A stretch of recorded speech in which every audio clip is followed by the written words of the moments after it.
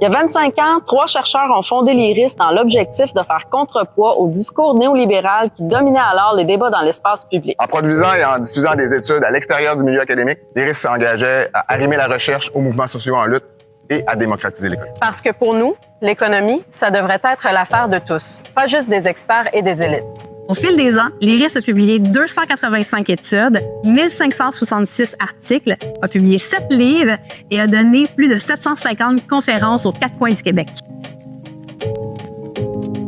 Rassemblant aujourd'hui 77 chercheurs et chercheuses, plus de 1000 membres et 250 organisations, l'IRIS a su s'imposer comme voix crédible dans les médias, ébranlant du même coup le consensus entourant la lutte au déficit et la privatisation des services publics. Après un quart de siècle, il faut l'admettre, l'approche néolibérale a échoué. Alors que notre système de santé est plus malade que jamais et que les gens arrivent plus à se loger, la richesse des ménages les plus fortunés a doublé et les grandes entreprises, dont les profits ont explosé, contribuent de moins en moins au trésor public. La croissance des inégalités a un prix. Pendant qu'une minorité s'enrichit à même les drames sociaux, l'extrême droite gagne en popularité un peu partout en Occident, y compris au Québec, et fait aujourd'hui porter le blâme des crises aux populations immigrantes et racisées, aux femmes et aux personnes trans.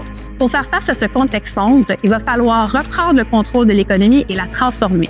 C'est pourquoi l'IRIS s'engage dans les 25 prochaines années À continuer de déconstruire les mythes de la droite dans l'espace public. À combattre le discours dominant sur les finances publiques, l'éducation, la santé et l'environnement. Et à accompagner les luttes d'ici et d'ailleurs contre les inégalités. Surtout, on s'engage à redoubler d'efforts pour imaginer à quoi pourrait ressembler très concrètement une société plus juste, plus écologique et au-delà du capitalisme.